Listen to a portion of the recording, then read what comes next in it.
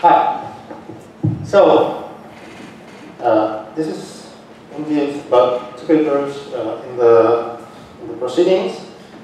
This work was done in collaboration with Martin and Stanisław Soszaki to some extent, so I would like to thank them publicly for that. And even though they didn't really want to be co-authors for various reasons that are not, that I don't need to go into, it's nothing really important. So the 2 papers are this one. There are many technical details in the papers, but actually I will do a favor to the audience, and there won't be any equations. That's not the purpose of the talk. I will give you some more context than what is in the papers, because, well, that's a bit short in the paper. And the results, the most important results of the paper.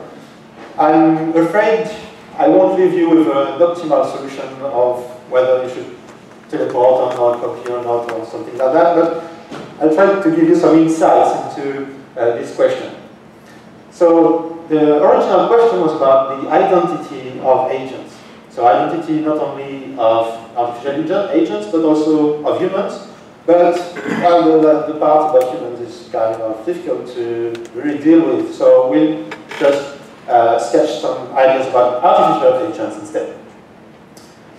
The question is, what defines an agent? What defines the identity of an agent? So the notion of identity is ill-formed. Actually, we don't have something that comes close to a definition. So the purpose here is to have some insight into this problem. What defines the identity of an agent? Is it its hardware, for example, the robotic body of the agent? Is it the software, the mind of the agent, the reasoning process? Is it its knowledge of the past? Is it all its set of memories?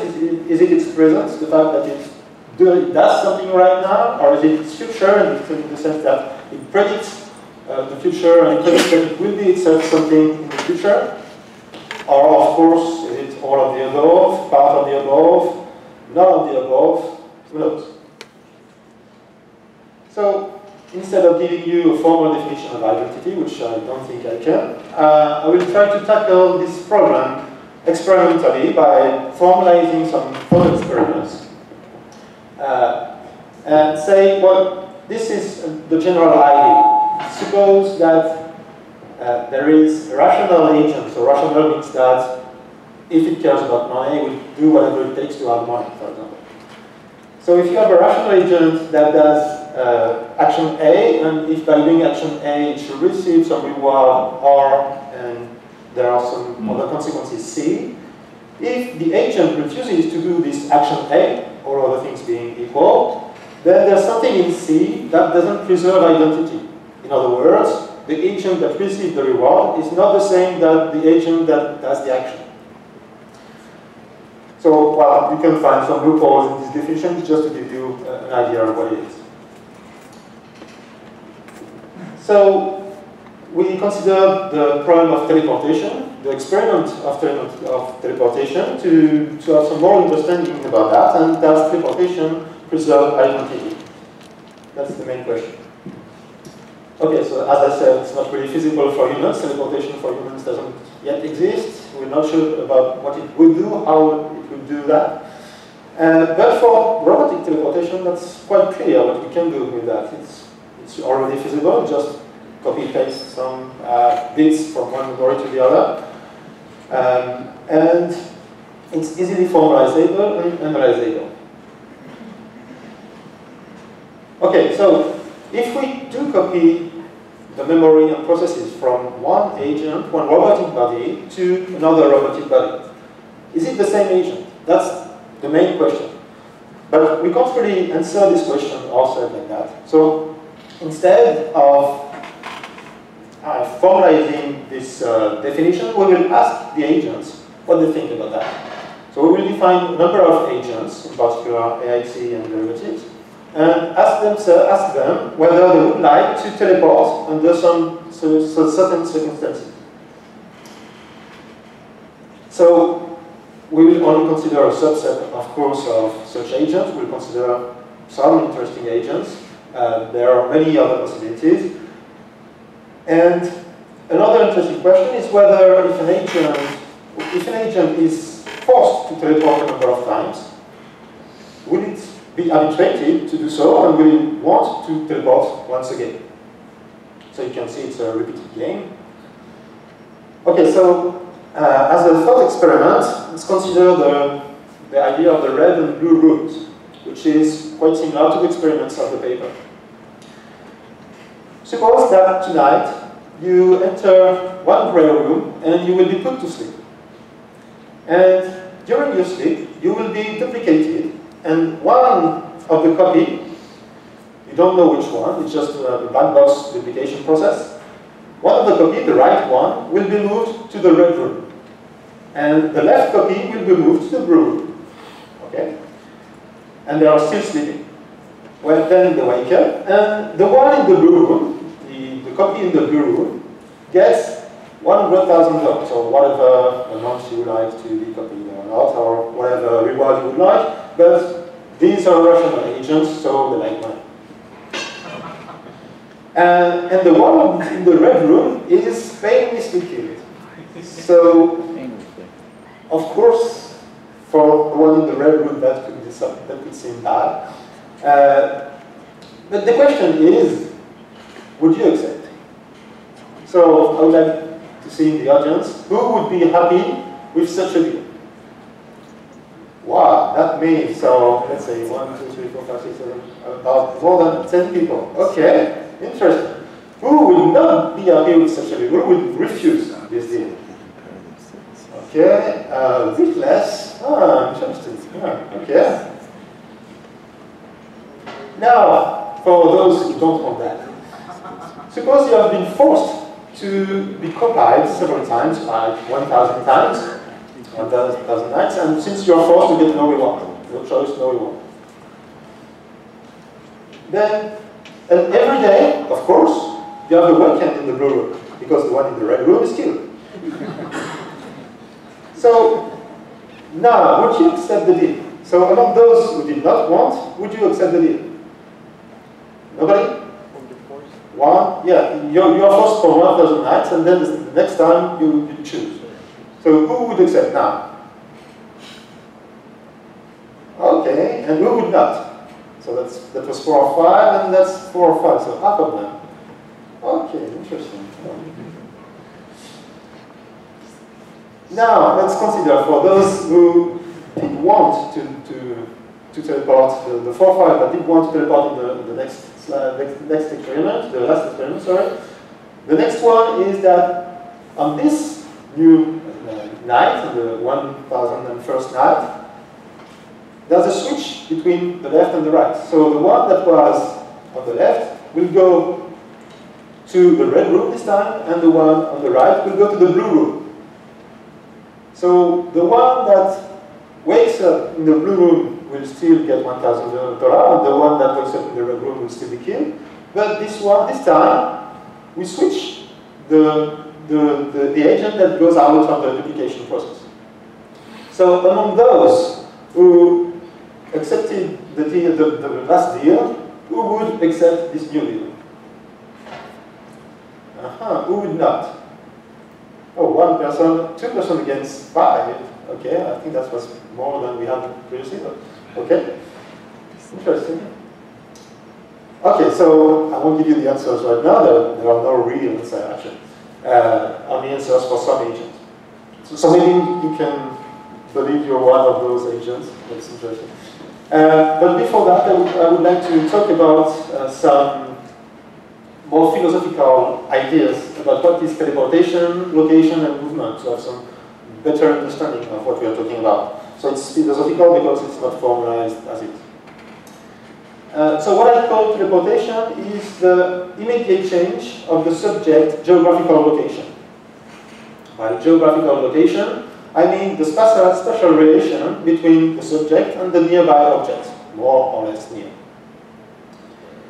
And by movement, I mean the slow or smooth change of the geographical location, which is the smooth change of the relation between the object and the subject. But from the agent's point of view, it's not exactly that, because, well, you know, an agent receives observations. So movement is a slow or smooth change of its observations, because, well, its observations about what it sees is the relation to the local object. And the geographical location can be seen as the set of observations that can be reached by some movement. And in this case, teleportation is the instantaneous change of its observations. Something that I won't say it's the absolute right definition. You could argue about some things, but that's a rough idea that I think is not too bad. Okay, so one thing that is really important to understand is that an agent on the left is in interaction with an environment, and the agent outputs actions and receives observations.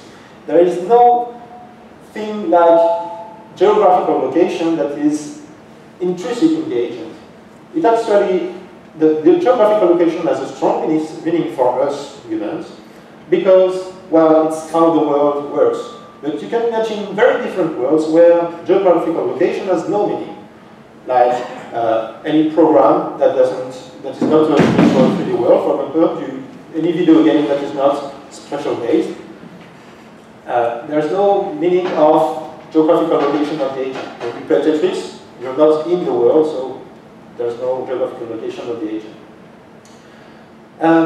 So one idea that I found quite interesting, actually I was thinking exactly the same thing when I saw these comics by XKCD, which is that if you are in a train and you see through the windows that the Earth is moving, is it the Earth that is moving beneath you, or is it the train that is moving on the Earth? From the point of view of the agent, there is no such thing as geographical location, so it's just a change of the observations. Okay? You get that? I guess so. And when you're playing a video game, it's the same thing. The screen itself doesn't move. You're not moving on your chair. Well, not a lot. And some mostly don't move at all. But inside the video game, you are changing your geographical location. Okay, so classical teleportation. I will consider two kinds of teleportation. The first one I call classical teleportation, which is the fact that an agent is copied to another location and the original, in scale quotes, is destroyed. So it's like this comic that I found on the internet.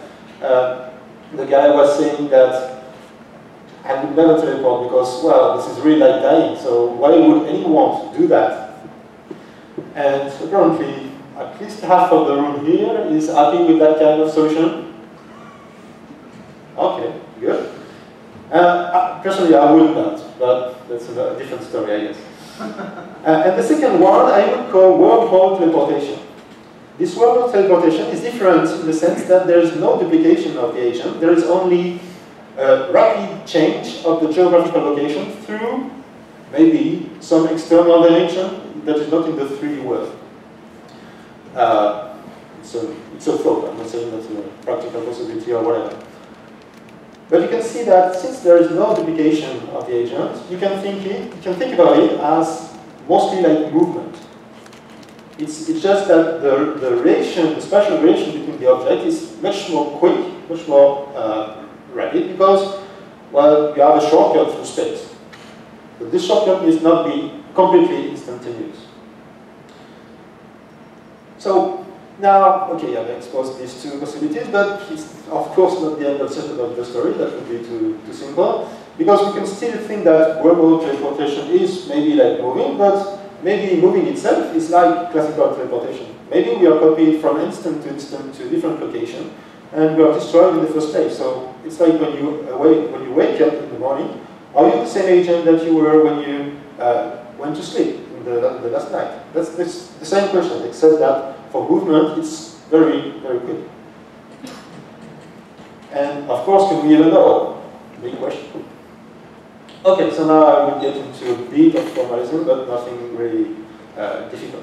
Instead of having a single agent in interaction with an environment, we have a number of possible agents. So it's much like a multi-agent environment with some slight modifications. So We formalized all of this to make sure that we had solid results. It's a lot of definitions and all that, which is not exactly interesting, but important to do anyway. The copy deletions of the agents are performed by the agent, by the environment, sorry. So the agent can do actions that will trigger the environment to make copies and deletions, but they don't do that themselves. Each agent is in a slot and can be copied or from one slot to the other or to several slots, and can be deleted from one slot or the other. There is, as a simplification, there is no interaction between agents because, well, that's a novel problem for dealing with very general, very rational agents. We don't know exactly what that would lead to. And so this, doing these things like this avoids this grain of truth problem, that's what it's called. But actually we don't really need that, because what is important is that an agent is able to understand that it will be copied or deleted. And that it can predict. So there is no interaction between the agents at the same time step, but there is a prediction that there will be, that the one agent may lead to several agents. But there's no interaction between the parent agent and the children agent. Okay, so we based the work on Coulter's work, which defined AIXI, and well, basically AMU, but that one is not precisely Coulter's definition. Why this very general framework? Because this is the best formal definition of rationality, and we can't really have something more rational than that. So that's reasonable to use them for thought experiments, formalized thought experiments, to understand what would happen to rational agents. So AMU and AIXI are reinforcement learners in the sense that they will take the actions that maximize their reward income. And the difference between the two is that AMU knows the true environment, whereas AIXI can only learn the environment based on its history of actions and observations. AMU knows the true environment, which is called mu, that's why AMU. But actually, it cannot know it perfectly. It's not godlike agent. It doesn't know the result of stochastic processes. So that's just for making it clear, but we don't use stochastic processes in these results. And what's a bit inconvenient is that AMU cannot be used in the multi-slot framework because there is no direct transformation from AMU from monoslot to multi-slot. Because since AMU knows the true environment, and the true environment is supposed in the definition of AMU to be a monoslot environment, then what does it mean in the multi-slot? And there are several possibilities. I will go through them. So an agent takes action to maximize its future rewards. That's all it does. So what it cares about is the future. That's important.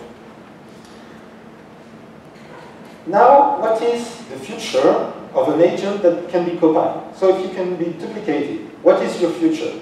Is there an original? Is there no original? Are you both of the copies? Are you only one of the copies? Are you the left copy, the right copy, or none of the copies?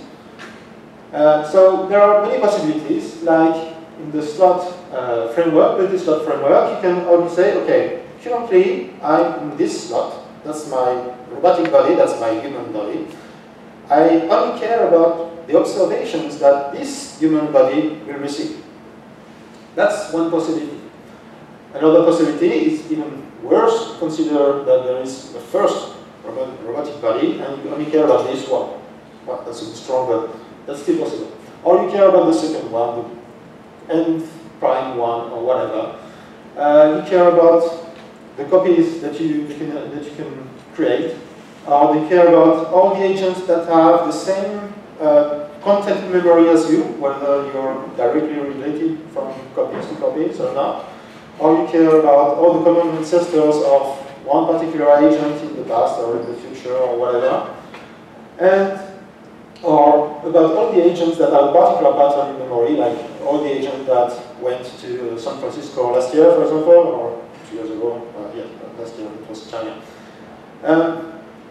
So there are many possibilities, and it's not clear which one is the correct one. So instead of just picking one at random, we consider two of these possible definitions. And the first one is the copy-centered AIU copy, which values the future of all its direct copies. So when it is copied into several agents, then it says, okay, all these agents are the future, then I will take all these features into account at the same time. There are two interpretations of this definition. The first one is that it cares indeed about all its children. And all of them are equally worth. But the second interpretation is actually that the agent considers that only one of these copies are its future self, but it doesn't know which one. So it will consider all the copies equally because it has no choice if it wants to maximize the outcome. The second AIU version is the slot-centered AIU slot, which is tied to a particular robotic body. So I say for now that the slot is a robotic body, but actually it's just an approximation because, well, the agent will not know for sure that a robotic body, what it sees as a robotic body, is a slot. We will get into that later. So, but for now we can say that a robotic body is like a slot. So in this definition, this slot-centered AIU can only be one agent at a given time step. It can not be several copies of it.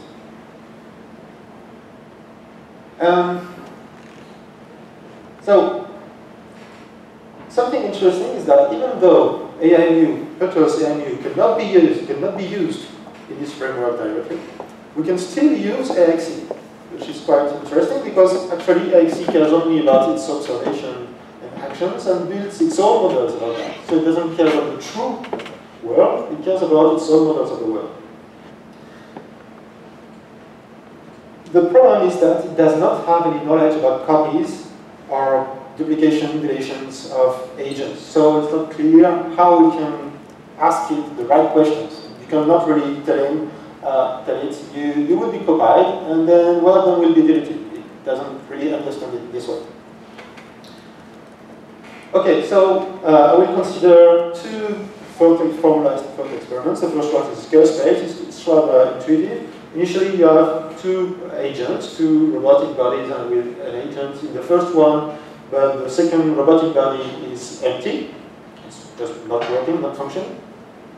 Then there is a transfer of the memory processes and all the memories of the first robot body to the second robotic body. And the second robotic body at the same time is put to work, and the first robotic body is just now empty and not working. And then things goes on this way. We did diagram it this way. Initially, the agent is in the first slot at the first time step. It takes action 1, and if it takes this action, then it is copied to the second slot to get a reward R. On the second time step, it takes also action 1, in the example, is copied to the third slot and gets reward R. On the third time step, it doesn't take action 1, it takes action 0, which leaves him on the same slot, slot 3, and gets reward R prime, and so on. So if it takes action 0, it stays on the same slot with reward R prime. If it takes action 1, it is moved to another slot with reward R. Now, what are the results? The copy-centered copy will kind of obviously take the action 1 because, well, this reward is higher than not doing it, and since it doesn't really care about slots, well, it just copies. That's something. The slot-centered slot will, of course, not choose to be moved from one slot to the other because, well, it would die just instantly. So that doesn't sound very good. And AIXI, in this case, it's actually obvious when you think about it retrospectively, but initially we had a hard time to understand what it would do. But the thing is, actually observes its past interactions, and it just creates a model of these observations and actions. And what it sees is that if it takes action 1, then it gets reward R, and if it takes action 0, it gets reward R prime. So it does only whatever fits best. So it's really like rational optimization of the encode. Okay, so that's good for this experiment. Let's go to a more interesting experiment, which is the copy, paste, delete, which is the same thing as cut, paste, except that this time, at the time t+1, we have the 2 robotic agents that are active at the same time, with the same content. Everything is copied from one to the other. And at the next time z, the first robotic body is empty. So the main difference here is that there is time step where there are 2 agents. We can show it this way. It's exactly the same diagram, except that you have a line when the action chosen is 1, and then there is another robot that gets reward 0 on the same slot where it was, and then you can choose whatever action it wants and gets deleted instantly after that. Now, the copy-centered agent AMU copy will also choose to be copied, but since there are 2 agents at some point, it thinks that the first agent is as a value of 0. So if you have 2 children and one has value 0 and you do an average of all those, then it's not really good to. It's not as good to be copied on the contrary to the case where you just move from one slot to the other without any other agent being in the loop. So there's just something, the gamma here is the horizon, because if you repeat that several times, then you make several copies that will be deleted several times. Each time that doesn't sound too good, so it depends on how far you see in the future. And in this setting, of course, the slot center agent AMU copy and AMU slot will not want to change its slot, that's obvious. And AIXI will do the same thing. So that's a bit more interesting here, because actually AIXI never sees the agent that is deleted. Because since it is deleted, it does nearly never have a choice to make. So it's a kind of entropic bias in the sense that since you're alive, you have made the right choices. So you should continue to do the same thing somehow. But it doesn't see the fact that there is another agent that is destroyed. Okay, so now the more interesting cases of AIXI copy and AIXI slot. The slot center and copy center versions of AIXI in the multi-slot framework. So we have AMU copy and AMU slot. We knows the true environment, so we know the copy process and deletion process, but these agents don't know that much. However, to make sure that these agents understand the question fairly well, we restrict the class of environments that they deal with. So it's like we're saying, you will be copied to one slot or the other, and I don't tell you which slot. And one of the agents will be deleted. So in this question, the AIXI copy agent actually acts exactly like AMU copy, because well, if it knows there are 2 agents and one is destroyed, it's the same case whether the slots are 1 or 2 or whatever. However, for the case of AIXI slot, there is something much more complicated, because it cares about slots. It cares about its identity is something that is hidden in the environment, and it cannot see that. So what happens is that if it is forced to follow a policy for sufficiently long, you can show that it will continue to use this policy. The reason is that, suppose that the agent is moved from slot 1 to slot 2 to slot 3 and so on. Actually, since it doesn't see slots, it can always consider that it stays on the first slot. So there is always an environment which is consistent with the fact that the agent is always on the first slot. And this is actually as complex as the policy that chooses its actions. So if it chooses to never be copied, it will continue to not copy itself. So it says, okay, my identity is preserved by not copying myself. And if, on the contrary, it is always copied to a different slot, it says, okay, my identity is to do this action that is copying myself. So I will continue to do that. In a sense, you could say that it's identity defined by arbitration or something like that. Maybe you have different interpretations, which I would eagerly learn about. Okay, I will stop here. As a conclusion, we define a multi-slot framework to deal with such questions about teleportation, identity, and that avoids this problem of the grain of truth issue. And the important thing is that teleportation and identity is really about the future of the agent. So it's prediction of what it will be in the future, of what observations it will make, it will receive. And we can define various definitions of identity, but of course we can define many more agents. So if you have something in mind that I didn't take care about in this talk, I will happily listen about that. And there are many possible experiments to do, but lack of time on that, can't really do all this. Thank you very much.